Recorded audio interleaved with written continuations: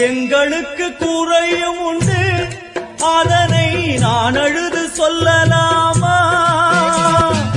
என் தாயும் நீ இருக்க உந்தன் செல்ல மகன் பாடலாமா?